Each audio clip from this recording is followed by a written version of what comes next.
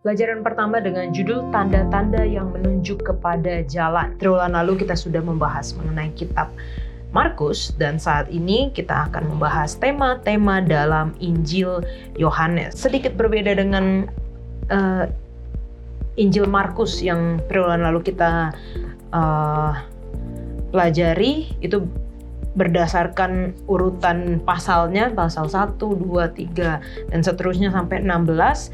Di pelajaran yang kali ini Injil Yohanes mungkin lebih ke tematik karena kita akan melihat di pelajaran pertama adalah cerita-cerita tanda-tanda yang menunjuk kepada jalan.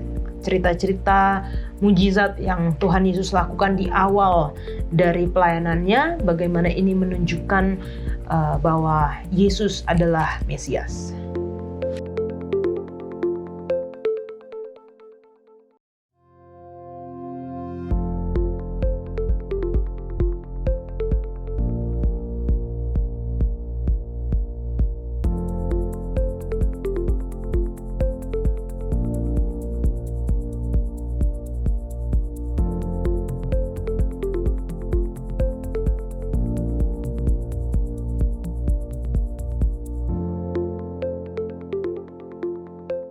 Selamat datang di Diskusi Sekolah Sahabat, diskusi pembelajaran Alkitab yang mendalam untuk menguatkan iman kepercayaan kita kepada Tuhan.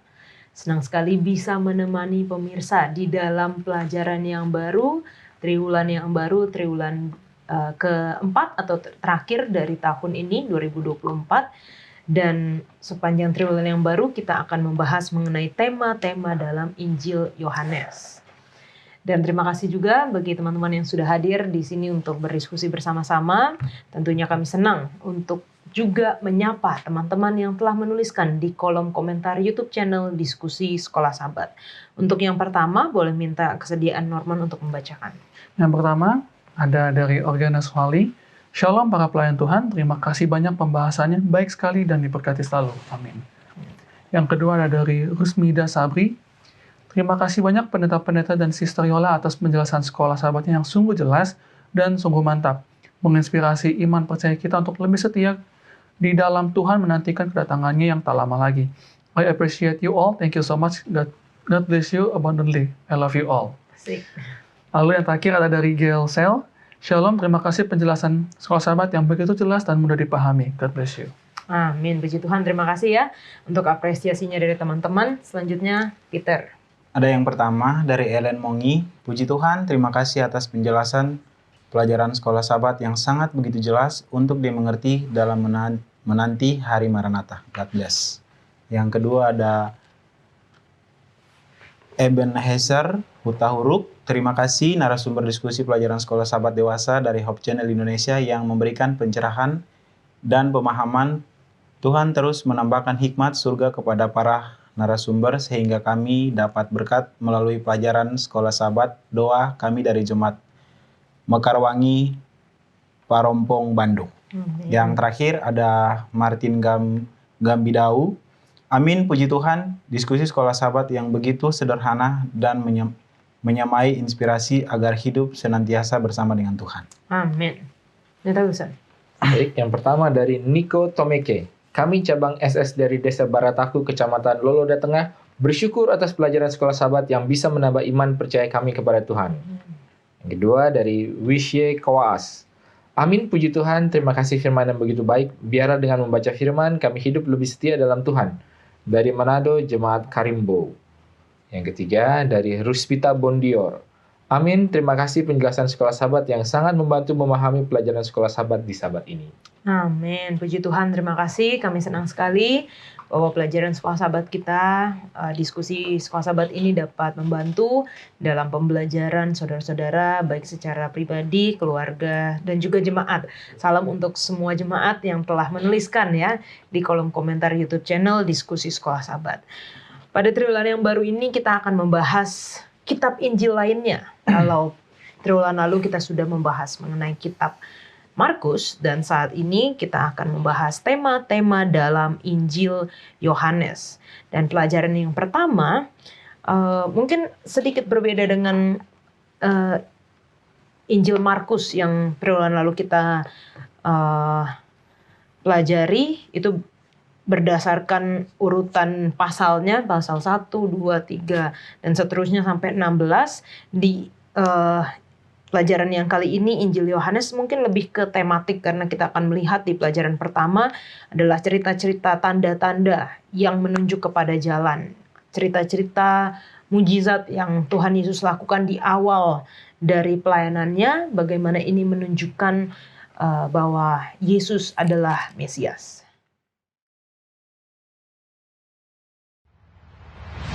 Injil Yohanes adalah salah satu dari 4 Injil dalam Perjanjian Baru yang memiliki keunikan tersendiri dalam menyampaikan pesan dan narasinya. Seperti halnya seluruh kitab suci, Injil ini datang atas kehendak Allah, bukan atas kehendak umat manusia.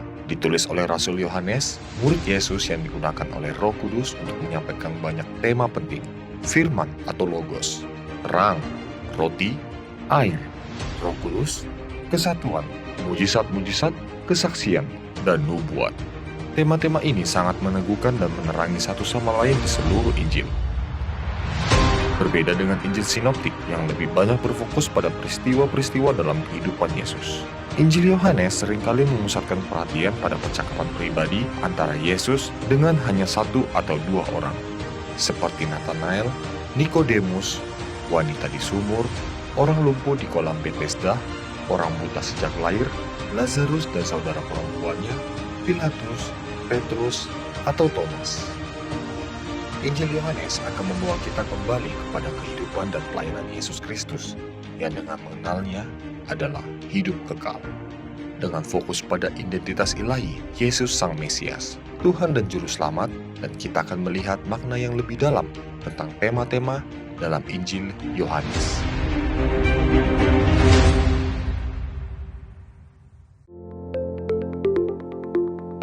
Pelajaran pertama dengan judul tanda-tanda yang menunjuk kepada jalan. Ayat hafalannya terdapat di dalam Yohanes 20 ayat 30 dan 31. Memang masih banyak tanda lain yang dibuat Yesus di depan mata murid-muridnya yang tidak tercatat dalam kitab ini. Tetapi semua yang tercantum di sini telah dicatat supaya kamu percaya bahwa Yesuslah Mesias, Anak Allah, dan supaya kamu oleh imanmu memperoleh hidup dalam namanya. Kita akan memulai diskusi kita dengan doa dibawakan oleh Norman. Kita berdoa. Bapa dalam surga, kami ucap syukur berterima kasih atas pembinaanmu, atas berkat-berkat-mu kepada kami.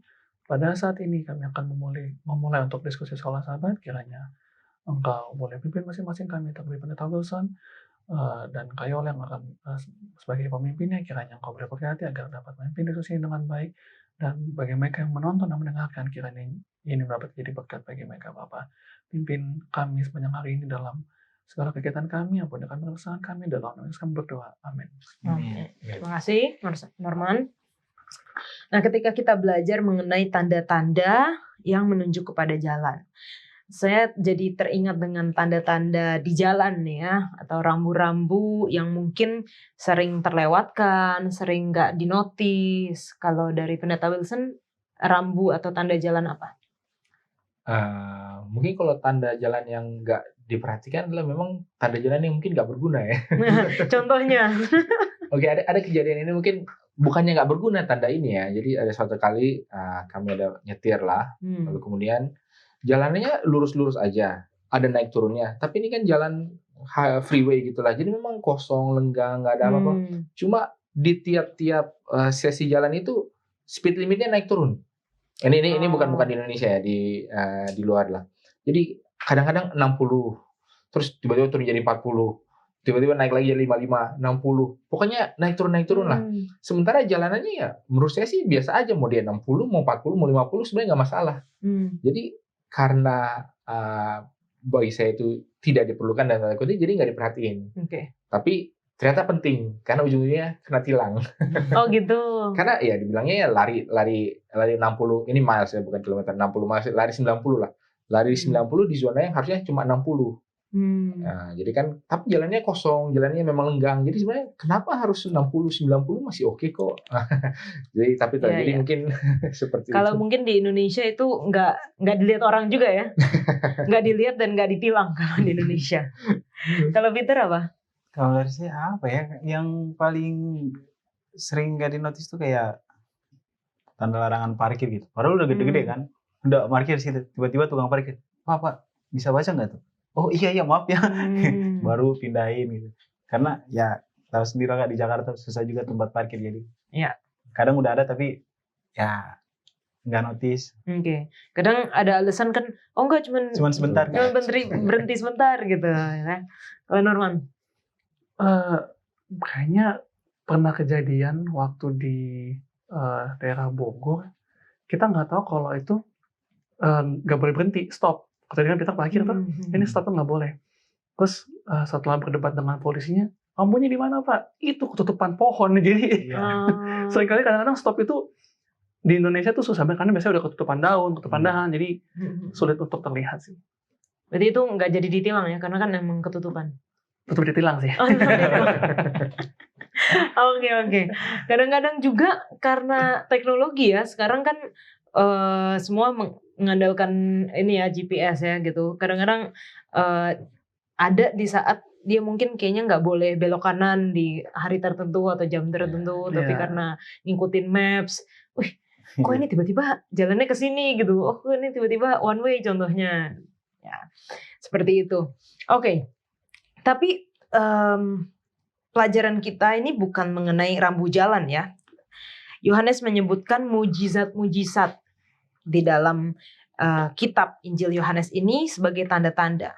Bukan seperti rambu jalan, melainkan sebuah peristiwa ajaib yang mengarah pada realitas yang lebih dalam, yaitu Yesus sebagai Mesias. Dan ini sepertinya tema yang sama dengan di kitab Markus yang kita sudah pelajari, menunjukkan dari awal bahwa Yesus adalah Mesias, anak Allah. Dalam semua kisah ini kita melihat contoh orang-orang yang menyambut dengan iman dan teladan mereka mengundang kita untuk melakukan hal yang sama. Nah, mungkin ke Pendeta Wilson dulu, secara garis besar apa sih sebenarnya yang kita akan pelajari dari Injil Yohanes ini, baik penulis ataupun kepada siapa ini ditulis, yang paling menonjol dari kitab Yohanes, dan juga mungkin apa yang berbeda dengan kitab Markus yang telah kita pelajari. Oke, baik. Pertama-tama kita meyakini bahwa Injil Yohanes ini ditulis oleh, ya sesuai dengan namanya ya, ditulis oleh Yohanes. Yohanes ini adalah salah satu murid yang kalau kita bisa bilang adalah murid yang paling dekat, salah satu yang paling dekat lah, selain Petrus, Yakobus dan Yohanes yang selalu dibawa bertiga kemana-mana. Sehingga memberikan suatu sudut pandang yang kita bisa bilang berbeda dengan murid-murid yang lain. Mungkin kalau perbedaan yang paling mencolok adalah bahwa di dalam 4 Injil ini, tiga yang pertama, Matius, Markus, Lukas itu sering disebut sebagai synoptic gospel atau Injil sinoptik. Artinya Injil yang melihat bersama-sama. Karena Matius, Markus, Lukas itu biasanya berbarengan lah ceritanya, ikutin sesuai dengan narasinya lah. Sementara Yohanes dia suka lain sendiri. Acap. Dia kadang-kadang sesuai dengan tema, lalu kemudian suka lompat-lompat, kadang-kadang ada yang Yohanes, ada yang enggak. Kenapa? Sebenarnya di ayat hafalannya sudah dituliskan. Itu tujuannya apa? Karena Yohanes ini punya satu tujuan. Dia tidak mau seperti Lukas.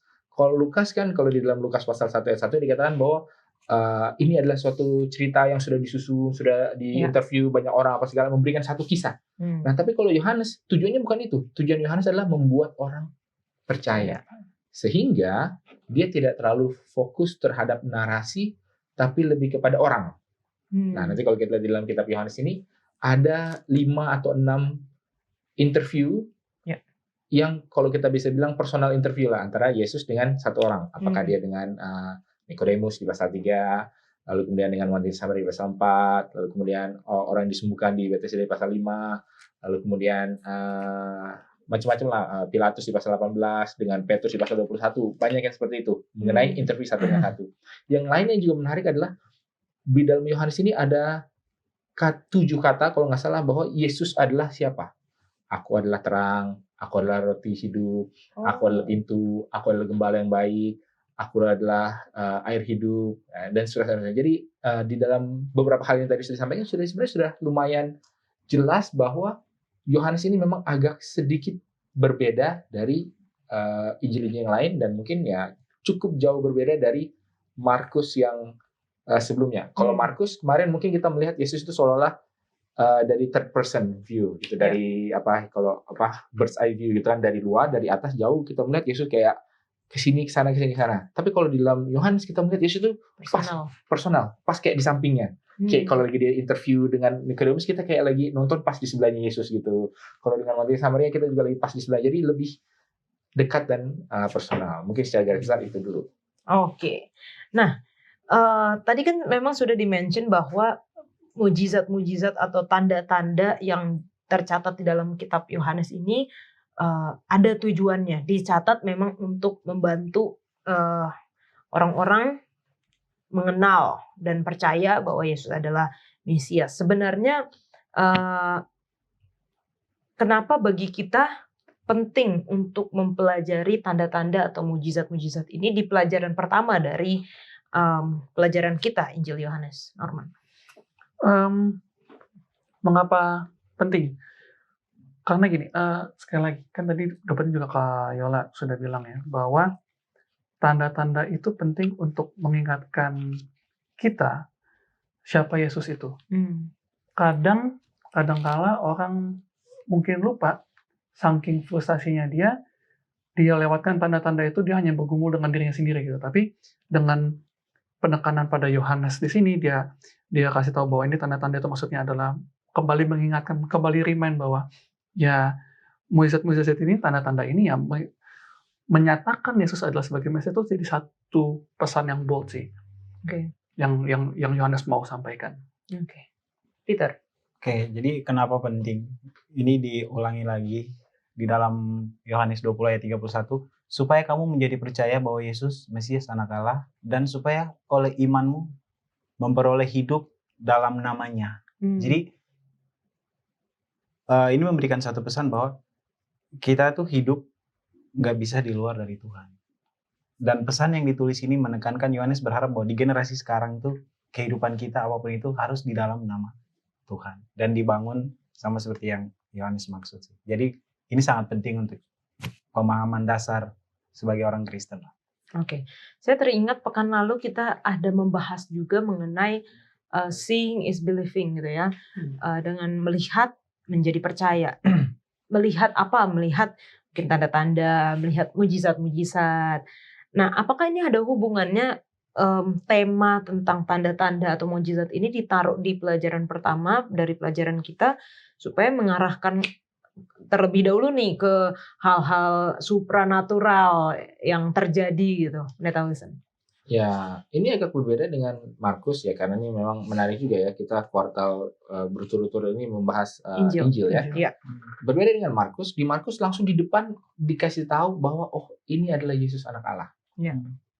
Dan agak sedikit berbeda di Yohanes, walaupun sebenarnya Yohanes ini lebih hebat lagi ya, dalam arti kan Yohanes pasal 1 kan dikatakan pada mulanya adalah firman dan seterusnya. Jadi sebenarnya bukannya tidak memberikan pengenalan di awal tentang siapa itu Yesus, tetapi bagus juga kita mengetahui tanda-tanda ini supaya kita sebagai umat, sebagai orang-orang yang mau mempelajari kitab Yohanes ini tahu bahwa sebenarnya Yohanes ini sedang membuat narasi tetapi tidak bersifat kronologis. Ya kan? Tetapi mungkin lebih bersifat ini loh kenapa kita harus percaya, ini begini, dan itu ada di seluruh kitab Yohanes ini, dan dari penulisnya ya mencoba untuk merangkumkan tanda-tanda ini, paling tidak beberapa yang sebenarnya lumayan di awal juga, supaya itulah diberikan kepada kita sebagai pembacanya, supaya sudah langsung di-establish, sudah langsung benar-benar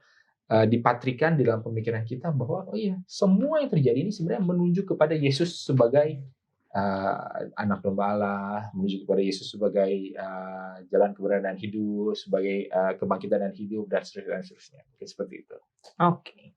Dan kita akan melihat ke cerita pertama. Ini mungkin sering jadi pertanyaan kuis gitu ya. Apa mujizat pertama yang dilakukan Yesus pertama kali? Nah, ini di Yohanes 2. Pada saat ada perkawinan di Kana, dan pada saat pesta itu mereka kehabisan anggur. Ibu Yesus meminta kepada Yesus untuk melakukan sesuatu. Di ayat 4 kata Yesus kepadanya, "Mau apakah engkau daripadaku, Ibu? Saatku belum tiba." Tapi Ibu Yesus berkata kepada pelayan-pelayan, apa yang dikatakan kepadamu, buatlah itu. Jadi, apakah mungkin ada penjelasan teologis mengenai mengapa mujizat pertama Yesus adalah yang dilakukan di pesta perkawinan dan mengubah air jadi anggur? Ini mungkin langsung ke Pendeta Wilson ya. Sebenarnya sih ada banyak yang kalau kita mau cocok-cocokin ini cocok-cocok aja. Iya ya. Tidak salah. Apakah ini konklusif? Ya mungkin ada argumen-argumen tertentu, tapi ada beberapa hal. Pertama adalah soal air menjadi anggur ini menunjukkan bahwa bagaimana Yesus ini hadir di dalam pernikahan. Iya. Sebenarnya salah satu yang Allah ciptakan pertama kali juga adalah suatu pernikahan. Iya. Ya kan di Kejadian pasal 1 dan 2. Terlebih khusus lah kita Allah menciptakan manusia, lalu Allah menciptakan manusia itu berpasangan. Sehingga sama seperti ketika Allah mau menjadi berkat di awal di dalam suatu pernikahan yang mengangkat derajat manusia dan menunjukkan bahwa manusia ini diciptakan untuk suatu persatuan yang membawa kebahagiaan. Di sini Yesus juga hadir ketika dia mau menebus manusia, mau mengangkat kembali derajat manusia. Apa sih salah satu hal yang perlu langsung di-highlight, yang langsung disorot, yang langsung kembali seolah-olah diberkati ulang? Pernikahan. Ada yang seperti itu. Lalu kemudian ada juga yang menghubungkan bahwa ini kan adalah suatu pesta. Jadi di beberapa budaya, apakah di budaya Barat atau mungkin di Eropa yang lebih ada, dan sebenarnya ini kan sebenarnya budayanya jauh sebelum budaya Eropa itu, paling nggak dalam pikiran kita adalah ada suatu saat di mana seorang itu kalau istilahnya didebutkan, kan debut mereka. Wah, biasanya itu ketika dia baru menginjak 17 tahun atau baru apa, lalu kemudian ada suatu pesta di mana mereka akhirnya disampaikan kepada masyarakat bahwa mereka ini sudah dewasa. Ya biasanya kalau di budaya itu ya ada pesta, lalu ada dansa lah, yang cewek-cewek, yang cowoknya apa segala macam ya. Mungkin pada saat ini ya Yesus juga melakukan hal yang sama di pesta ini. Lalu kemudian hal yang juga berikutnya adalah kenapa kenapa di dalam kisah ini bahkan ketika Maria ibu Yesus meminta kepada Yesus untuk melakukan sesuatu ya dalam hubungan dan debut, Yesus selalu bilang, Yesus pada saat itu bilang, waktuku belum tiba. Ada yang bilang bahwa memang sebenarnya Yesus di sini menghargai permintaan daripada ibunya ini untuk ya lakukanlah sesuatu di tempat ini supaya kamu bisa debut gitu. Kelihatan gitu, ada sesuatu. Jadi apakah ini memang direncanakan secara jauh dari kekekalan, ataukah ini sesuatu yang spontan terjadi, sesuatu yang memang hanya karena situasi dan kondisinya seperti itu. Ya ini mungkin ada keseimbangan, ada interaksi di antara keduanya. Tetapi kita bisa melihat bahwa apapun yang terjadi, apa yang Yesus lakukan di perjamuan ini, di pernikahan ini, menunjukkan hal-hal ini tadi, bahwa Yesus mengangkat kehidupan sosial manusia, pernikahan, bahwa kadang-kadang kita mengira bahwa cuma yang baik di awalnya aja, tapi Yesus bilang enggak, kalau denganku justru yang makin lama makin bagus. Nah itu juga ada konsep. Jadi sebenarnya ada banyak konsep yang menarik di dalam mujizat yang pertama ini. Dan artinya kalau ini mujizat pertama yang Yesus lakukan, Ibu Yesus itu memiliki iman juga ya. Artinya mungkin Yesus katakan waktuku belum tiba, tapi jawaban dari Maria adalah kamu pelayan-pelayan lakukan sesuai yang dia perintahkan gitu. Artinya Ibu Yesus juga percaya bahwa Yesus bisa menolong, Yesus bisa membantu, Yesus bisa melakukan sesuatu untuk ke permasalahan yang terjadi di pesta pernikahan itu. Nah mungkin apa sih aplikasi dari cerita yang bisa kita ambil dari cerita mujizat pertama Yesus ini, Norman? Kalau dari aplikasinya sama aku gitu, aku akan bilang hal kecil itu nggak perlu worry berlebihan. Karena maksudnya gini. Sebenarnya kan bagi Yesus ini hal kecil gitu kan, hal yang kayak ya sampai dia bilang emang ibu mau saya buat apa gitu loh. Jadi hal-hal kecil itu yang kadang-kadang membuat kita capek, yang kadang membuat kita lelah gitu loh ya, nggak perlu worry, datang kepada Tuhan. dia akan buat sesuatu untuk kita. Iman itu yang akan dijawab oleh Yesus. Oke. Peter.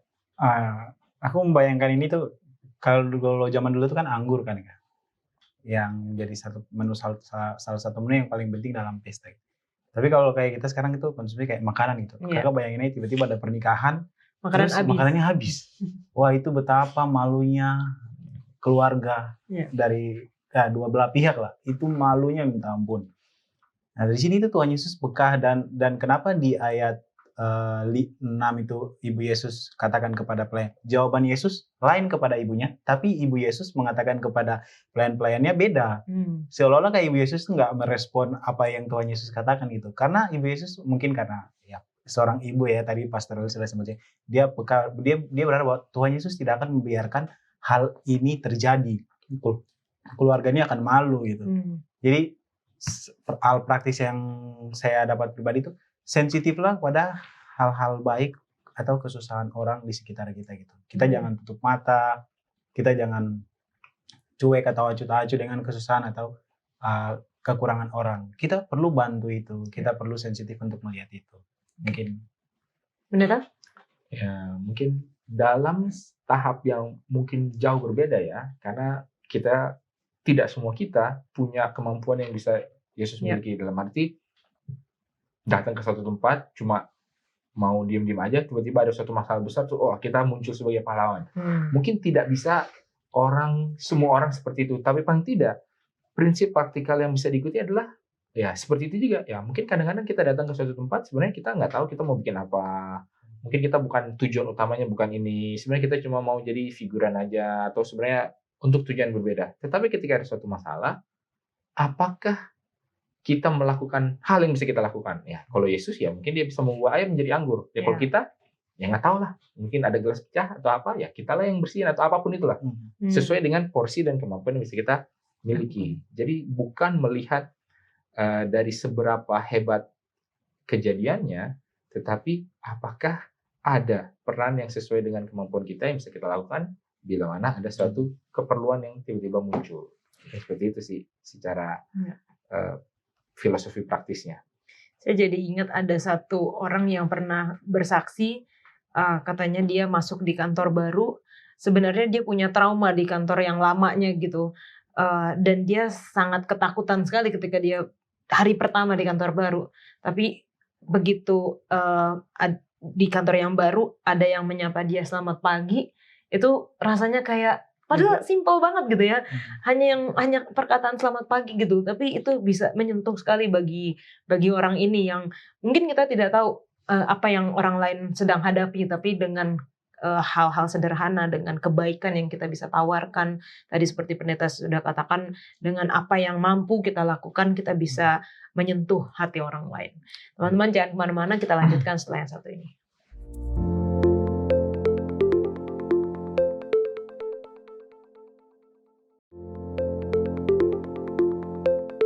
Tanda kedua yang dilakukan Yesus di Galilea terdapat di dalam Yohanes 4 ayat 46 sampai 54. Ini mengenai Yesus menyembuhkan anak pegawai istana.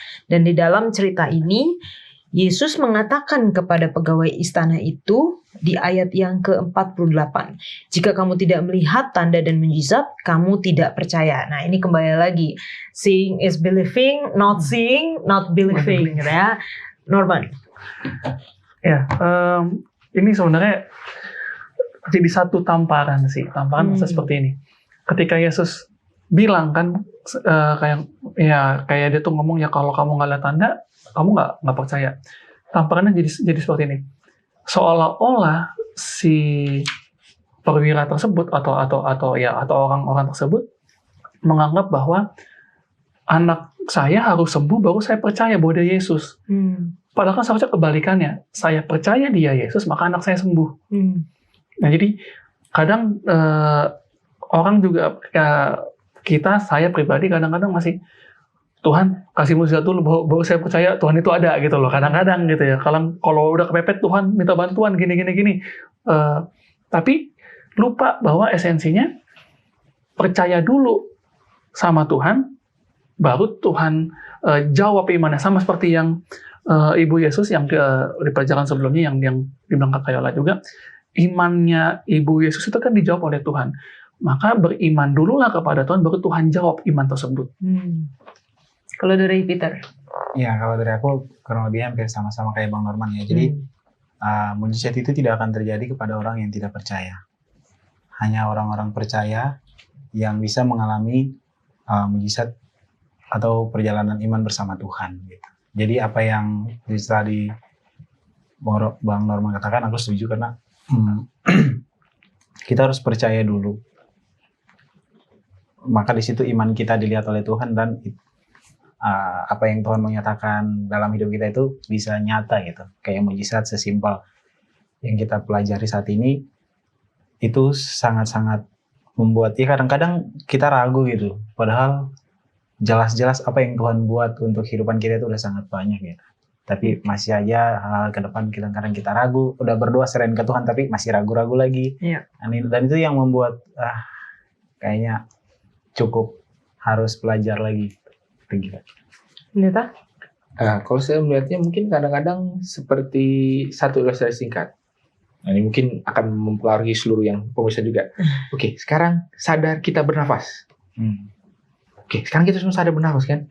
Bisa nggak langsung tiba-tiba, langsung subconscious lagi, nggak nafas? Belum bisa kan? Belum bisa. Tapi nanti ya kita ngobrol-ngobrol, kita lanjut akan bisa pemirsa mungkin nanti di rumah juga. Ya, oke. Jadi maksudnya kadang-kadang perlu kesadaran bahwa kita perlu bernafas gitu loh. Jangan kayak seperti kan Ibu Yesus datang. Jadi kan seolah saya Ibu Yesus ini, oke tolong kerjain ini. Kalau langsung dikerjain kan tidak ada suatu kesadaran tentang sebenarnya apa sih yang menjadi permintaan, apa sih yang menjadi proses supaya itu terjadi, dan apa sih yang menjadi hasilnya. Bila mana tidak ada break, tunggu dulu.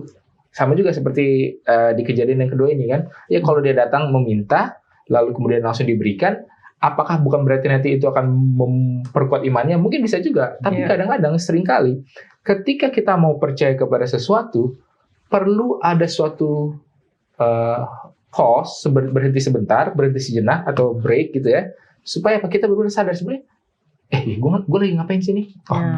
Terus apa sih yang gue harapkan? Bukan berarti dalam arti harus secara saklek, harus percaya dulu, harus begini dulu, harus terima dulu. Mungkin nggak gitu juga, tapi paling tidak ada suatu kesadaran sebenarnya yang gue lakukan ini apa. Karena kan kembali kalau cerita-cerita iman ada yang cuma mendengar, dibilang aja percaya, ada yang harus begini baru sembuh, ada yang harus ada selalu dalam tanda kutip ritual harus sembuh, ada juga yang bilang sebenarnya gue nggak tahu gue percaya atau nggak. Tapi di kisah-kisah ini karena ada suatu break ini, maka kesadaran akan kepercayaan ini lebih tinggi atau lebih dalam atau lebih berkesan. Dan mungkin kadang-kadang ini juga yang paling tidak di dalam kisah yang kedua ini yang Yesus lakukan terhadap orang ini, bahwa kamu butuh sesuatu. Sebenarnya kamu percaya kenapa? Apakah karena ada tandanya? Apakah karena ada mujizatnya? Atau apa? Kenapa kamu datang? Dan kita juga harus ingat, kita nggak boleh membaca ini anakronistik juga. Wah, Yesus kan begini begitu. Pada saat itu nggak ada yang tahu siapa itu Yesus. Ya kan, bukan seolah-olah dia sudah jadi udah terkenal kemana. Mungkin masih lokal lah gitu kan, atau mungkin masih baru satu mujizat kan. Jadi sebenarnya kenapa orang yang perlu datang kepada Yesus? Kan sebenarnya nggak ada hal yang sebenarnya bisa membuat dia itu untuk percaya. Tapi paling tidak dengan Yesus memberikan hal ini, ya mungkin dia juga jadi lebih ada suatu kesadaran yang lebih sadar bahwa dia percaya. Dan seperti yang tadi saya bilang kan, dalam waktu 1-2 menit ini semua udah napasnya nggak sadar lagi ya. Sekarang jadi sadar lagi. Oke. Ini ilustrasi yang menarik ya. Saya juga baru ngerasa, oh iya benar ya. Kalau kita disuruh secara sadar untuk bernafas, bisa. Tapi sebenarnya kita sudah melakukan itu secara nggak sadar gitu. Dan yang menarik juga dari pelajaran ini, yang tercatat di dalam buku pelajaran kita hari Senin, adalah penting untuk menyadari bahwa mujizat itu sendiri tidaklah membuktikan bahwa Yesus adalah Mesias. Benar bahwa kita melihat cerita-cerita ini dan Yohanes menulis cerita-cerita ini untuk membantu pembacanya percaya bahwa Yesus adalah Mesias, tapi bukan dari mujizat itu saja. Orang lain juga telah melakukan mujizat. Ada nabi yang benar, ada pula nabi palsu. Mujizat hanya mengungkapkan keberadaan hal-hal gaib. Hal-hal tersebut tidak berarti bahwa Allah lah yang melakukan hal-hal tersebut. Karena iblis pun dapat melakukan mujizat jika yang dimaksud dengan mujizat adalah tindakan supernatural. Jadi untuk pelajaran kita di zaman sekarang, betul bahwa mujizat-mujizat atau tanda-tanda yang menunjuk kepada jalan, mengarah kepada jalan, tetapi bukan hanya itu saja. Karena iblis pun bisa melakukan mujizat. Oke.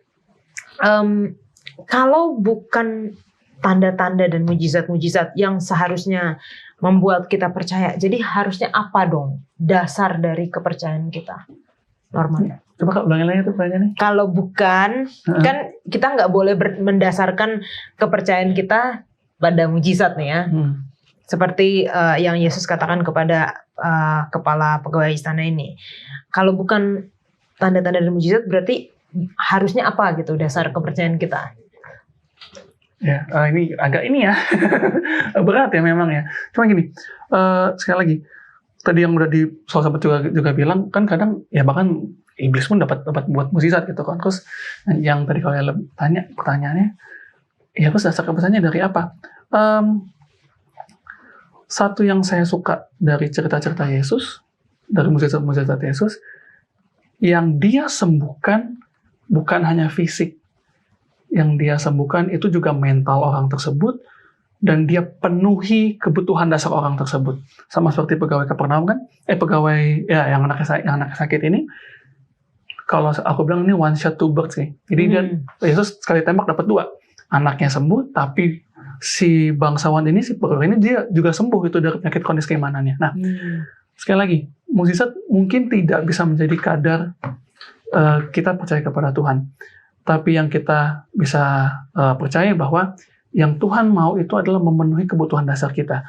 Bagaimana Tuhan mau, seperti si bangsawan ini, pegawai sana ini, imannya itu dulu yang disembuhkan, kepercayaannya dulu kepada Tuhan itu yang dipulihkan, barulah kita bisa tahu bahwa ini memang mukjizat ini berasal dari Allah. Oke. Peter? Kalau dari saya, apa sih yang membuat kita menjadi percaya kalau nggak ada mujizat gitu kan Kak? Sebenarnya Injil sih. Oke. Dasar kepercayaan kita itu sebelum ada mujizat itu kan Injil. Sama seperti mula-mula Yohanes tulis di sini. Pada mulanya adalah firman itu bersama-sama dengan Allah, dan firman itu telah menjadi Allah. Jadi kayak tadi Pastor sudah sempat singgung, dia adalah roti hidup, dia adalah batu penjuru. Jadi itulah yang membentuk dasar iman saya sebagai orang Kristen. Terus di Ibrani 11 juga ayat 1 bilang, iman adalah dasar ada segala sesuatu yang kita harapkan dan bukti dari segala sesuatu yang tidak kita lihat. Jadi sebelum ada mujizat, saya telah percaya Tuhan Yesus Kristus karena Injil ini, yang menuntun saya kepada hal-hal yang lebih besar lagi. Oke.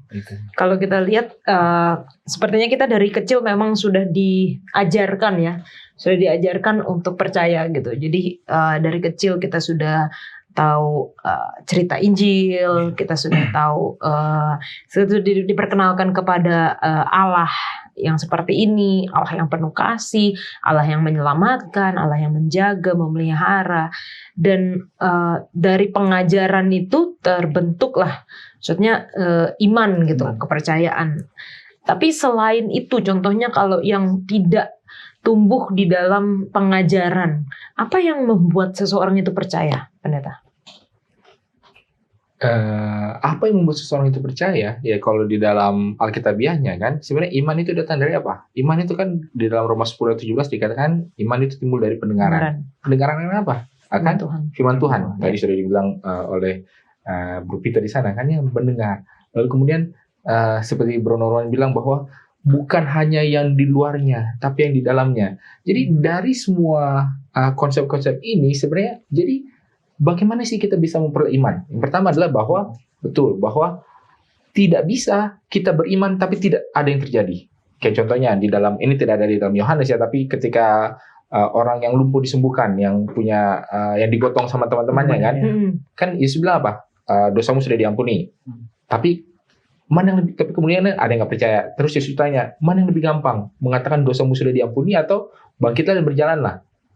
Terus Yesus lanjutkan, supaya kamu tahu bahwa anak manusia sanggup untuk mengampuni, maka aku katakan, bangkitlah dan berjalanlah. Jadi supaya orang tahu bahwa ada sesuatu yang terjadi di dalam, harus ada juga yang terjadi di luar. Jadi kita nggak bisa hanya melihat, oh yang di dalam aja, atau oh yang di luar aja. Enggak, itu harus dua-duanya harus berjalan bersama. Lalu kemudian, nyambung yang Bro Peter bilang, ya kadang-kadang kita mendengar apa ya, mendengar firman Tuhan, apa segala macam, cerita-cerita orang, pengalaman-pengalaman orang, ya mungkin ada input sensori, baik itu mendengar, baik itu membaca, baik itu melihat, yang membuat kita jadi ada suatu pikiran, wah ada input yang masuk, apa tanggapan saya? Kira-kira ini mau saya telah lebih lanjut atau enggak? Nah itu juga. Lalu kemudian kalau orang yang nggak pernah mendengar firman Tuhan, bagaimana mereka bisa percaya? Banyak ya dikatakan bahwa bahkan langit dan bumi menciptakan kemuliaan Tuhan. Jadi bahwa alam juga itu menceritakan bahwa ada Allah, dan kalau orang itu memang tidak punya akses atau hubungan dengan orang-orang yang bisa membawakan firman Tuhan kepada dia, ya mungkin ya hati nurani dia lah. Ketika ada yang berbisik apapun di dalam hatinya, di dalam pikirannya, karena konsep orang beda-beda kan. Ada yang berbisik kepada pikiran, ada yang berbisik kepada hati, ada yang berbisik kepada apapun itu. Ketika ada suatu dorongan yang baik, apakah dia mau mengikuti dorongan itu? Ya kalau dia mau, ya artinya dia percaya terhadap hal itu, dan Tuhan itu akan melihat setiap orang di dalam konteksnya masing-masing. Dan kadang-kadang ya makanya susah juga bagi kita, orang ini beriman atau enggak, ya, kita nggak tahu. Ya, hanya Tuhan yang tahu. Walaupun pasti ada manifestasinya dalam bentuk ya apapun lah. Oke. Nah, Pendeta, sehubungan dengan tadi yang saya sudah bacakan bahwa adanya mujizat itu tidak langsung berarti bahwa mujizat itu dari Tuhan. Walaupun kita sebenarnya suka ya pasti melihat mujizat-mujizat terjadi. Tapi apakah kriteria lain yang harus kita perhatikan sebelum kita otomatis berasumsi bahwa oh ini dari Tuhan? Ya, kita harus bandingkan itu dengan penyataan wahyu yang sebelum-sebelumnya. Bagi orang Kristen, wahyu yang sebelum-sebelumnya apa? Ya Alkitab. Ya. Karena kan maksudnya ada sesuatu terjadi, mujizat, apapun terjadi. Berarti kan tidak tercatat di dalam Alkitab. Nah sekarang bagaimana kita bisa memahami apakah ini dari Tuhan atau enggak? Kita bandingkan dengan wahyu yang sebelum-sebelumnya. Bagi orang Kristen ya itulah Alkitab.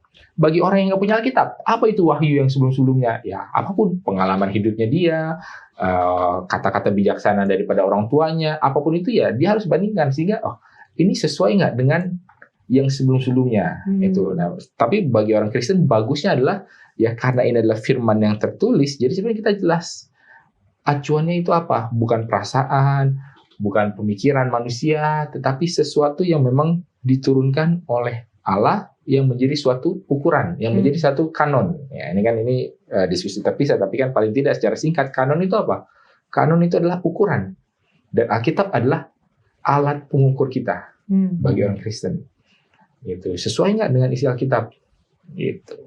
Dan apakah mengarahkan kepada lebih dekat kepada Tuhan atau malah menjauh gitu ya. Kita bisa lihat juga dari buah-buahnya bagaimana dari mujizat itu sebenarnya mengarahnya ke siapa gitu, membawa kita lebih dekat kepada Tuhan atau membawa kita bahkan jauh dari Tuhan.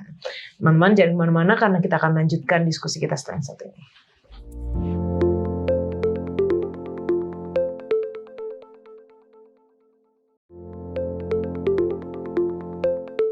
Yohanes 5, penyembuhan pada hari Sabat di kolam Bethesda. Sesudah itu ada hari raya orang Yahudi dan Yesus berangkat ke Yerusalem. Di Yerusalem dekat pintu gerbang domba ada sebuah kolam yang dalam bahasa Ibrani disebut Bethesda. Ada 5 serambinya dan di serambi-serambi itu berbaring sejumlah besar orang sakit. Orang-orang buta, orang-orang timpang, dan orang-orang lumpuh yang menantikan goncangan air kolam itu. Sebab sewaktu-waktu turun malaikat Tuhan ke kolam itu dan menggoncangkan air itu. Barang siapa yang terdahulu masuk ke dalamnya, sesudah goncangan air itu menjadi sembuh, apapun juga penyakitnya. Nah, ini apakah ada latar belakang kenapa ada kepercayaan seperti itu di kolam Bethesda, Pendeta Wilson? Jadi kalau latar belakang kenapa ada kepercayaan seperti itu, tidak ada indikasinya di dalam Alkitab. Yang nggak pernah di Perjanjian Lama ada kisah, mungkin salah satu yang paling ada hubungannya soal air ya mungkin penyembuhan Naaman. Mandi Sungai Jordan dia bisa sembuh. Tapi kalau kenapa kolam itu dan kenapa harus beriak dulu itu kita nggak tahu. Tetapi paling tidak di dalam pengetahuan medis pada zaman itu ya air memang punya healing power gitu ya, kuasa menyembuhkan. Tergantung apakah ada mineralnya, apakah ada temperaturnya, dan ada yang berasumsi bahwa kenapa kok kalau dia beriak terus ada orang masuk dia bisa sembuh. Ada yang bilang bahwa air itu ya mungkin ada air panas dinginnya. Jadi ketika beriak ya panas dingin bercampur. Ya kebetulan dia masuk yang pertama dia kena itu panas dingin walaupun jauh sebentar ya bisa sembuh gitu kan. Ya mungkin kalau untuk sakit-sakit yang ringan masih bisa seperti itulah. Tetapi paling tidak itu menunjukkan bahwa banyak kerinduan bagi orang untuk mencari kesembuhan, dan mereka akan pergi ke tempat-tempat atau kepada orang-orang yang katanya bisa membawa kesembuhan. Nah, makanya ketika kita bandingkan ini dengan paling tidak pelayanan Yesus di awal, kita bisa lebih lebih fair gitu loh. Ya, sama seperti orang ini datang ke kolam Bethesda, orang itu juga datang kepada Yesus. Kenapa? Karena mereka mendengar, oh kalau masuk ke kolam ini bisa sembuh. Oh, kalau ketemu dengan Yesus bisa sembuh. Jadi bagi mereka itu mungkin sama lah itu levelnya, kepercayaannya, imannya, kerinduannya. Paling tidak pada saat itu. Cuma seiring dengan berjalannya waktu dan juga dalam cerita Alkitab kita bisa lihat mana yang sebenarnya memiliki kesembuhan yang sejati. Gitu. Dan pada akhirnya setelah waktu berjalan dan Yesus melakukan banyak mujizat, Yesus jadi terkenal juga ya, melebihi dari kolam Bethesda itu. Oke. Nah, ada satu hal yang menarik di dalam penyembuhan ini karena dikatakan dilakukan pada hari Sabat. Bahkan di buku Sekolah Sabat kita pun ditulis sebenarnya bahwa orang ini sudah lumpuh selama 38 tahun. Dan penyembuhannya itu sebenarnya bukan hal yang darurat. Lalu apa sebenarnya maksud Yesus menyembuhkan orang yang lumpuh yang harusnya bukan darurat dan menyuruhnya untuk mengangkat tilamnya pada hari Sabat? Norman, ini susah semua yang pertanyaan yang kasih ya? Kenapa ini susah semua ya? Iya, sekali lagi tadi dibilang memang pria yang lumpuh 38 tahun ini dia sebenarnya bukannya urgent banget. Bahkan kalau baca tulisan dari salah satu tulis kita, Ellen White, dibilang banyak yang bahkan udah meninggal duluan sebelum si pria yang lumpuh ini di dekat kolam tiba-tiba beriak coba masuk tapi ternyata dia udah meninggal duluan. Nah, yang Yesus mau coba tekankan, ingat backgroundnya kalau kita baca di buku Yohanes, di Yohanes 5 ayat yang ke-9, dan pada saat itu juga sembuh orang itu, lalu ia mengangkat tilamnya dan berjalan. Tetapi hari itu hari Sabat. Ada satu penekanan di sini yang coba mau disampaikan bahwa pada hari Sabat pun Yesus pun itu bekerja gitu loh. Ingat bahwa bangsa Yahudi dan orang Israel, apalagi imam-imam pada saat itu, mereka kan selalu bilang hari Sabat tuh yuk nggak boleh kerja gitu loh. Bahkan menyembuhkan orang itu pun termasuk bekerja, kecuali benar-benar urgent gitu ya. Tapi kalau dibilang menyembuhkan apa saja itu nggak boleh, tidak diperbolehkan. Nah, yang mau Yesus tunjukkan bahwa hari Sabat itu seharusnya jadi hari di mana orang-orang itu bisa datang kepada Tuhan, tanda kutip disembuhkan, bukan hanya secara fisik tapi secara mental. Yang paling menyakitkan kalau kita baca dari cerita ini, kan dia punya kolam, dia nggak jauh daripada Ka'bah, kolam-kolamnya ini. Nah, di hari Sabat itu, imam-imam udah lihat ada banyak orang sakit, tapi mereka berdiam diri. Mereka tidak membantu, tidak melakukan sesuatu untuk orang-orang ini. Nah, Yesus mau kasih teguran keras bagi mereka.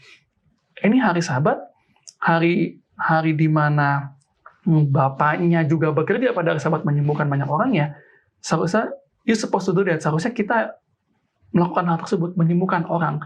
Nggak cuman tanda kutip menguduskan hari Sabat, tapi juga ayo bagikan kepada mereka yang memerlukan, apalagi kepada mereka yang sedang sakit. Oke. Peter? Kalau dari saya di pelajaran pekan lalu, Sabat ke-13 itu saya note dari apa yang Pastor Will sampaikan bahwa hari-hari Sabat Tuhan itu Tuhan ciptakan untuk merubah atau memperbaiki hati pikiran kita, ditata ulang kembali gitu. Jadi sebenarnya apa yang Tuhan Yesus lakukan di Yohanes 5 yang menyembuhkan orang lumpuh ini, itu bukan satu hal pekerjaan atas kepentingan dasar, kepentingan dirinya. Tapi itu memang dasar dari yang memang Allah Bapa yang menciptakan langit dan bumi ini sudah melakukan itu jauh sebelum Tuhan Yesus lakukan itu. Dan itu adalah hal dalam pelayanan Sabat gitu, seperti menyembuhkan orang sakit. Dia tidak melakukan hal-hal yang menguntungkan dirinya sendiri secara pribadi. Dan hari Sabat juga diciptakan untuk kita. 6 hari kita bekerja dari Minggu sampai Jumat. Banyak sekali tantangan atau hal-hal yang kita dapat. Ya kalau bisa dibilang hampir-hampir stres lah apalah. Tapi ketika hari Sabat kita merasakan sukacita, nikmat, dan bersama Tuhan yang berbeda gitu. Dan itu tuh yang Tuhan Yesus bilang, hari Sabat juga Bapakku bekerja ya. Ya Bapak bekerja untuk apa? Bekerja untuk menata kembali umatnya gitu, pikirannya. Seperti janji-janji dalam Injil, ya, jangan kamu khawatir akan hal ini. Tuhan akan ya Tuhan Allah Bapa di surga bekerja untuk hal itu. Dan Tuhan Yesus sendiri mengikuti teladan dari Bapaknya gitu. Oke. Neta? Mungkin ada beberapa hal ya. Di satu sisi Yesus mau menunjukkan bahwa hari Sabat itu harus dipenuhi seperti apa yang boleh dan apa yang enggak. Dan kadang-kadang ketika ada suatu hal yang secara umum diterima sudah menjadi tradisi salah, cara yang baik, bukan cara yang baik lah. Salah satu cara untuk supaya bisa meruntuhkan tradisi yang salah itu adalah dengan melakukan sesuatu yang memang bertentangan dengan tradisi. Ya. Seperti yang Yesus lakukan. Memang secara terbuka, secara nggak penting amat gitu dilakukan karena sebenarnya bisa ditunda apa segala. Tapi itu mau untuk menunjukkan poin bahwa yang selama ini kalian lakukan salah.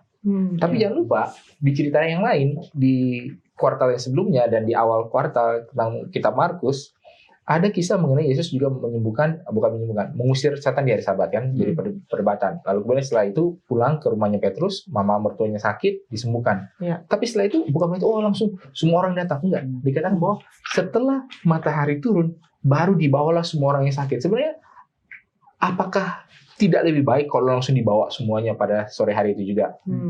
Kan toh boleh kan? Tapi ternyata enggak juga, tetap dibawanya setelah matahari turun. Jadi di satu sisi perlu kita make a stand gitu buat suatu poin supaya langsung kelihatan bahwa memang pada prinsipnya ini kita tolak sesuatu yang salah, tetapi pada prakteknya bukan berarti juga langsung sebebas-bebasnya enggak. Ya tetap ya udahlah kalau memang bisa ditunda, kalau memang nggak terlalu urgent, kalau memang untuk menghormati, untuk bertenggang rasa, untuk tidak menjadi batu sandungan ya makanya dibawalah orang-orang yang sakit itu pada sesudah matahari terbenam. Jadi di antara dua hal ini kita melihat bahwa sebenarnya Yesus itu bukan cuma mau bertindak sekenanya atau suka-sukanya, tetapi memang ada satu tujuan yang mungkin spesifik yang mau dia lakukan. Dan bagi kita yang membaca kisah ini harus melihat gambaran besarnya. Jangan diambil satu cerita ini lalu ini kita terapkan secara umum. Jangan diambil gambaran ini lalu kita terapkan secara umum. Tetapi bagaimana kedua kisah ini saling memberikan masukan dan informasi dan saling menyeimbangi. Nah, baru kita bisa, oke, sekarang pada saat ini prakteknya seperti apa? Apa prinsip-prinsipnya dan apa manifestasi praktikal dari prinsip-prinsip itu? Nah, itu ya disitulah dimana kita butuh tentunya hikmah dan kebijaksanaan pastinya. Kalau tadi di Pendeta Wilson katakan Yesus bukan seenaknya, yang sebenarnya seenaknya itu ya yang bikin turunan hukum itu gitu ya. Karena di ayat yang lain dikatakan bahwa ini kalau kerbaumu, lembumu jatuh di hari Sabat, kamu akan selamatkan. Tapi yang seperti ini bahkan mereka bermufakat merencanakan untuk menganiaya Yesus itu di hari Sabat. Karena Yesus seakan-akan kayak melanggar hari Sabat, tetapi mereka sendiri yang mempunyai pikiran jahat terhadap Yesus di hari Sabat yang mereka seakan-akan jadi hukum itu ya suka-suka mereka gitu. Kalau menurut saya menguntungkan buat saya ini boleh. Kalau nggak menguntungkan buat saya atau bahkan menguntungkan untuk orang lain nggak boleh gitu. Jadi terima kasih Pendeta Wilson sudah menjelaskan bagaimana kita harus melihat kedua cerita yang tadi sudah dijelaskan secara lengkap ya, secara lengkap. Oke. Pertanyaan selanjutnya. Nah ini agak mungkin kita bisa melihat kepada yang terjadi sekarang. Karena orang-orang Kristen yang sampai saat ini memelihara hari Sabat seringkali dianggap sebagai orang-orang perjanjian lama atau orang-orang ini Yudaisme ini, agama Yudaisme. Oh ini kalau yang hari Sabat ini nggak percaya sama Yesus. Padahal ada juga orang Kristen yang percaya kepada Yesus tapi juga memelihara hari Sabat. Kenapa bisa terjadi hal seperti itu dan bagaimana menjelaskan melalui cerita ini bahwa sebenarnya Yesus itu tidak meniadakan hari Sabat? Norman. Agak berat ya. Agak berat ya pertanyaannya. Kembali lagi perlu diingat. Masalah hari Sabat ini kan sebenarnya ya dari zaman Yesus juga ini udah jadi masalah gitu kan. Sebenarnya itu sesuatu hal yang seharusnya kita syukuri, tapi sama orang Israel diacak-acak, diputar-balikan seolah-olah bahwa Sabat tidak boleh ini tidak itu, dan akhirnya bukan jadi hari kesukaan gitu kan, bukan jadi hari peristaan mereka. Dan menyemakin ke sini itu yang coba setan lakukan untuk dikaburkan gitu loh. Cuma satu hal yang pasti, balik lagi, hari Sabat itu bukan dihapuskan, bukan ditiadakan. Hari Sabat itu ada ya memang karena itulah hari di mana bisa, aku bilang gimana ya enaknya, berfokus kepada Sang Pencipta itu sendiri gitu loh. Contoh paling simpel sih itu yang ada di Yohanes 5 ayat 19 sampai ke 47 itu ya. Kalau aku bilang ini Yesus itu dia kesel kali ya, dia kasih banyak nasihat di situ. Ini satu ini udah jadi pukulan telak gitu loh, bahwa bukan Yesus tiadakan itu hari Sabat, bukan berarti dengan menyembuhkan orang maka itu ditiadakan, enggak.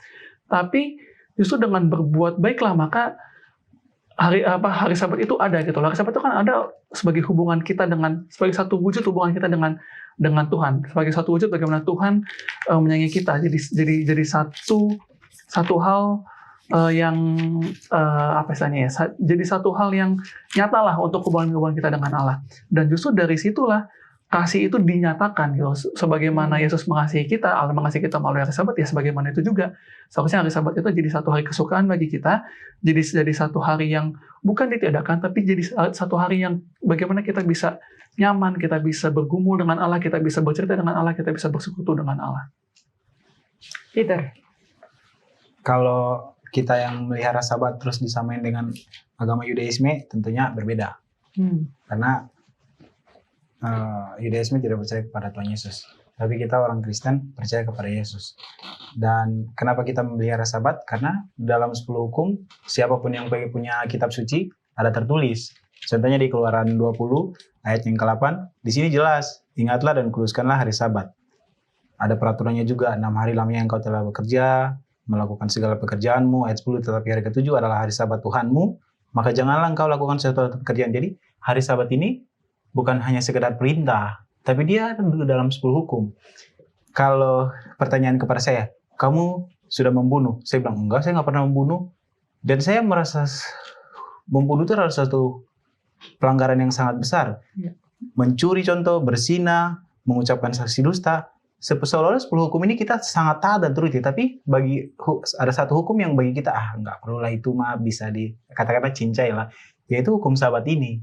Tapi kita yang orang Kristen yang memelihara hukum Sabat, karena hukum ini juga perlu ditegakkan seperti hukum-hukum lain gitu. Jangan hanya mencuri, mengingini, mengucapkan saksi dusta aja yang kita pegang teguh, tapi Sabat nggak apa-apa, itu karena Tuhan Yesus sudah mati, jadi nggak perlu itu. Kalau Tuhan Yesus sudah mati, otomatis dia nggak ada dong dalam hukum ini. Berarti ayat 8 ini dihapus aja gitu. Tapi bukti masih ada dalam sini artinya Tuhan mau supaya kita menuruti. Dan hari Sabat itu seperti tadi Bang Norman bilang, hari Sabat itu juga menjadi obat gitu buat kita. Untuk membaharui pikiran kita. Seperti Pastor sudah singgung di pelajaran Sabat lalu, Tuhan membuat hari Sabat itu sebenarnya bukan untuk kepentingan Tuhan, tapi untuk kita manusia gitu. Itu mungkin dari saya.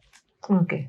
Bagaimana dengan argumen perjanjian lama itu udah nggak perlu lagi gitu, karena Yesus sudah menggenapinya di perjanjian baru. Jadi sebenarnya salah satu ayat yang suka dipakai untuk itu adalah Kolose 2 ayat 16-17 ya. Janganlah seorang pun menghakimi kamu atas hari raya, bulan baru, dan makanannya, dan itu bisa macam-macam lah.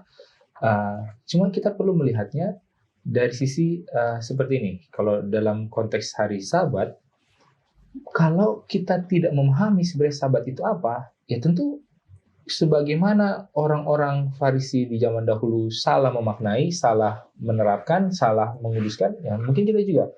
Karena kalau hari Sabat kita pikir itu adalah hari untuk beribadah, hari untuk merenung bersama Tuhan, setiap hari juga bisa, ya kan? Kenapa nggak hari ini aja?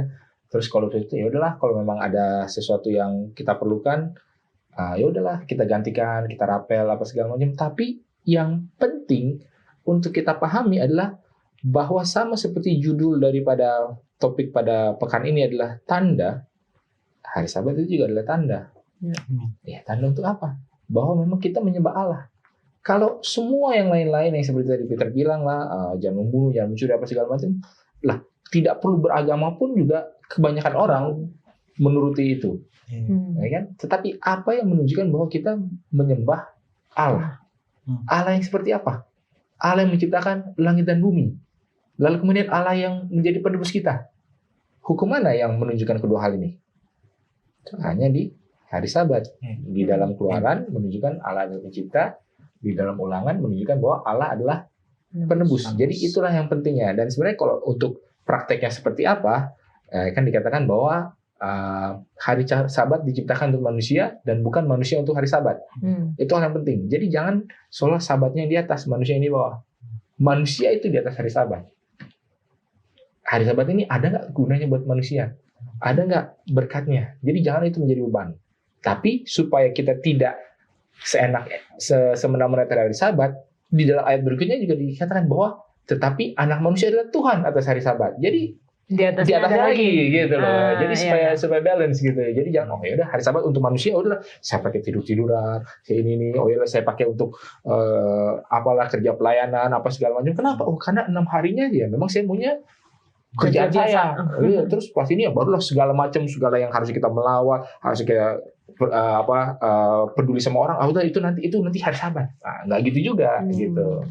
Terima kasih Pendeta untuk penjelasannya yang luar biasa. Pendeta boleh berikan kesimpulan untuk pelajaran kita yang pertama ini. Baik, jadi kalau untuk pelajaran pertama adalah tanda-tanda yang menuju kepada jalan. Jalannya siapa? Jalannya adalah Yesus. Dan semua yang kita sudah pelajari tentang bagaimana mujizat, bagaimana penyembuhan, bagaimana harus percaya adalah supaya pembaca ini dipersiapkan untuk percaya kepada jalan yang adalah Yesus itu sendiri. Dalam Yohanes 14 ayat 6, akulah jalan dan kebenaran dan hidup. Dan mudah-mudahan di dalam sesi berikutnya, di dalam satu kuartal ini kita akan pelajari lebih lanjut lagi mengenai siapakah jalan ini, yaitu adalah Yesus itu sendiri tentunya. Baik, terima kasih Pendeta Husen, Norman dan juga Peter sudah berdiskusi, dan saat ini kita masuk di dalam sesi tanya jawab. Bagi teman-teman yang memiliki pertanyaan mengenai kitab Yohanes, mungkin masih di awal-awal ya, tapi nggak apa-apa, langsung tuliskan di kolom komentar YouTube channel Diskusi Sekolah Sabat dan kita akan membahasnya.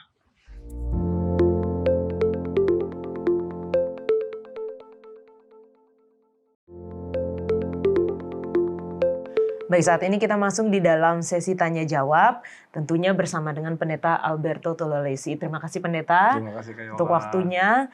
Dan walaupun ini sudah pelajaran yang baru ya sebenarnya Pendeta ya, tapi kita masih punya pertanyaan-pertanyaan dari pelajaran yang triwulan lalu, masih mengenai kitab Markus. Boleh kita bahas beberapa ya Pendeta? Untuk yang pertama dari Willis Sui. Saya ada pertanyaan nih. Yesus turun ke dunia untuk misi penebusan. Pertanyaan, apakah mati di kayu salib dengan penuh hina cara satu-satunya Yesus mati? Atau ada cara terhormat lain bagaimana Yesus bisa mati? Baik, terima kasih Kak Yola. Terima kasih juga untuk Willy Sui yang sudah bertanya dan kita lihat ya para pemirsa Hope Channel Indonesia yang kami kasihi. Ini semua kehidupan Yesus dan pelayanan Yesus, kematian Yesus, kebangkitan Yesus, pengangkatan Yesus, semuanya dinubuatkan dalam kitab suci. Ya. Jadi kita boleh lihat ya bagaimana nubuatan tentang Mesias dalam Yesaya 53 ayat 3 sampai 5. Ayolah boleh baca Yesaya 53 ayat 3 sampai 5 bagaimana dia punya pengorbanannya untuk penebusan dosa-dosa kita. Ia dihina dan dihindari orang, seseorang yang penuh kesengsaraan dan yang biasa menderita kesakitan. Ia sangat dihina sehingga orang menutup mukanya terhadap dia, dan bagi kita pun dia tidak masuk hitungan. Tetapi sesungguhnya penyakit kitalah yang ditanggungnya, dan kesengsaraan kita yang dipikulnya. Padahal kita mengira dia kena tulah, dipukul dan ditindas Allah. Tetapi dia tertikam oleh karena pemberontakan kita. Dia diremukan oleh karena kejahatan kita. Ganjaran yang mendatangkan keselamatan bagi kita ditimpakan kepadanya, dan oleh bilur-bilurnya kita menjadi sembuh. Baik, jadi itu jelas ya, bahwa dia akan menderita, dia akan ditikam, dia akan dihina, dan dia mati untuk kita, dan bahkan orang memikirkan bahwa dialah yang kena tulah, padahal oleh karena kita lah punya dosa-dosa, sehingga dia mati di kayu salib. Nah, kenapa penyaliban? Coba Kayola boleh baca dulu Galatia 4 ayat 4. Oke, Galatia 4 ayat 4. Oke, di sini dikatakan, tetapi setelah genap waktunya, maka Allah mengutus anaknya, yang lahir dari seorang perempuan dan takluk kepada hukum Taurat. Baik, terima kasih Kayola. Jadi, kedatangan Yesus di atas dunia ini, penjelmaannya itu adalah memang betul-betul mengikuti urutan waktu Allah. Jadi setelah genap waktunya, ini sebetulnya merujuk kepada mana? Daniel pasal 9. Nah, itu ada pembahasan khusus tentang hal tersebut. Bahwa seorang yang diurapi akan datang dan bahkan dia nanti akan mati. Jadi itu yang terjadi.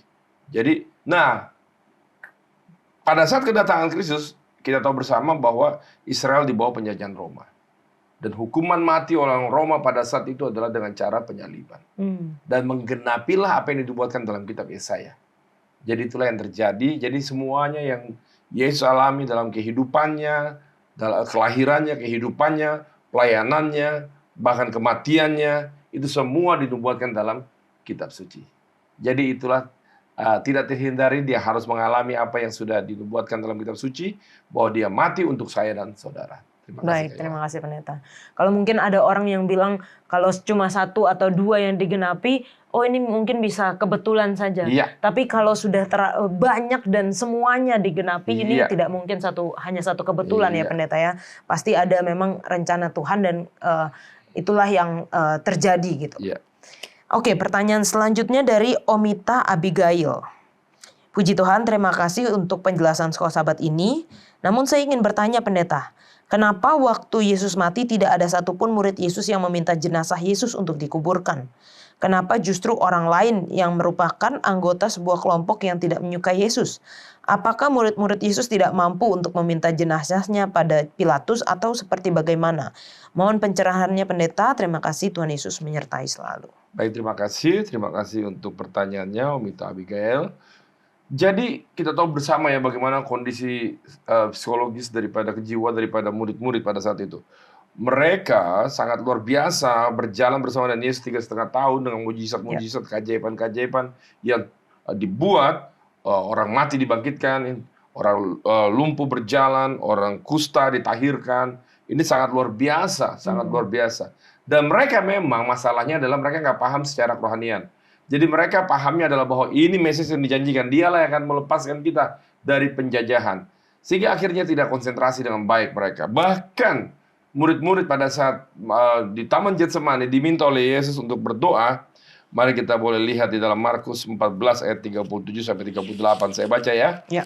Setelah itu ia datang kembali dan mendapati ketiganya sedang tidur. Dan dia berkata kepada Petrus, Simon, sedang tidurkah engkau? Tidakkah engkau sanggup berjaga-jaga 1 jam? Berjaga-jagalah dan berdoalah supaya kamu jangan jatuh ke dalam pencobaan.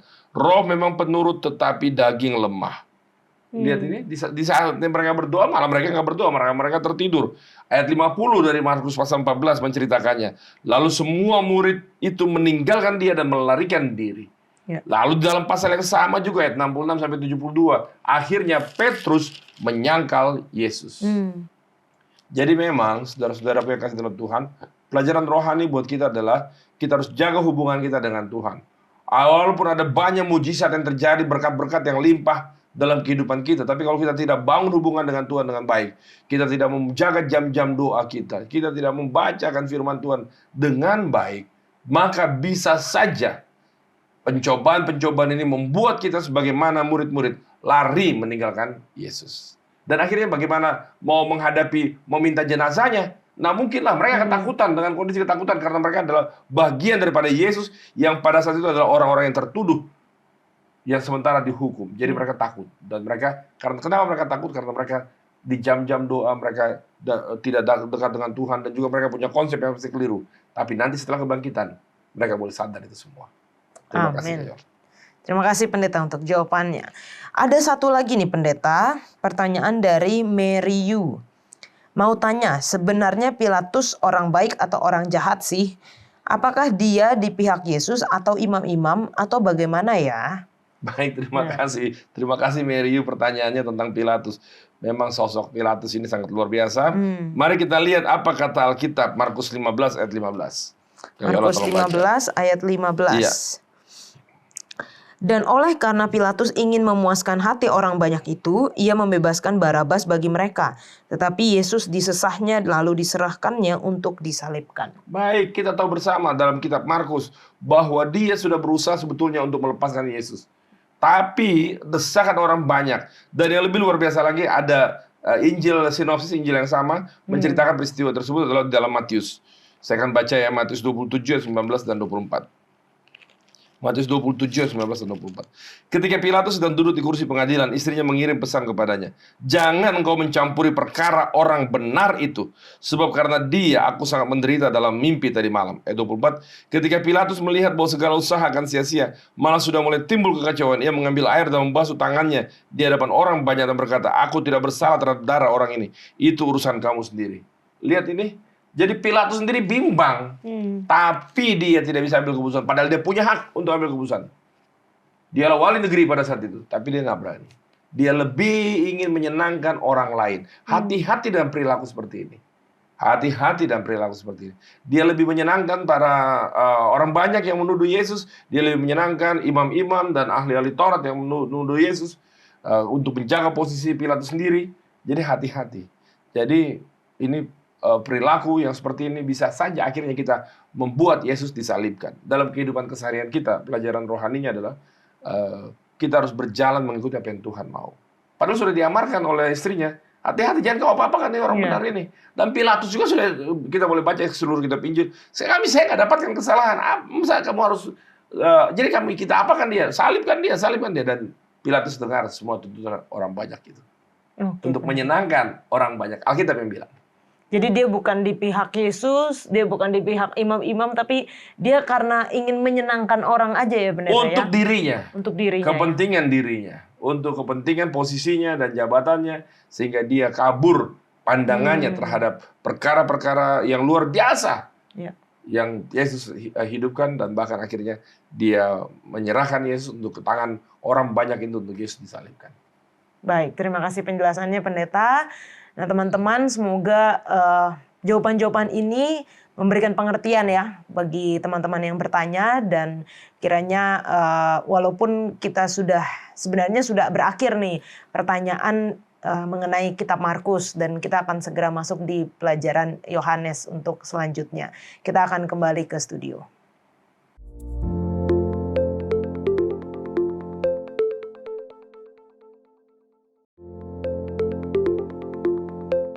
Untuk menutup diskusi kita akan berdoa dipimpin oleh Pendeta. Baik, mari kita dalam doa. Ya Tuhan, Bapa kami dalam kerajaan surga, kami sungguh bersyukur ya Tuhan, kami boleh melanjutkan pelajaran diskusi sekolah sahabat kami di dalam kuartal yang baru, mempelajari kitab Yohanes, dan kami sudah mempelajari tentang tanda-tanda yang boleh menunjuk kepada jalan yang perlu kami lalui supaya kami boleh beroleh keselamatan, yaitu Yesus Kristus itu sendiri. Biar apa yang sudah dibagikan, apa yang sudah didiskusikan boleh bermanfaat bagi kami dan juga seluruh pemirsa yang menyaksikan dimanapun mereka berada dan kapanpun mereka menyaksikannya. Dalam harapan kami, dalam Yesus kami berdoa. Amin. Amin. Terima kasih Pendeta Arman dan juga Peter sudah Sama-sama. berdiskusi bersama-sama. Mujizat-mujizat atau tanda-tanda itu membantu kita untuk percaya pada Yesus yang adalah Mesias, Anak Allah. Tetapi kita juga perlu percaya lebih daripada hanya sekedar ingin melihat tanda-tanda, hanya sekedar ingin melihat hal-hal supranatural yang terjadi.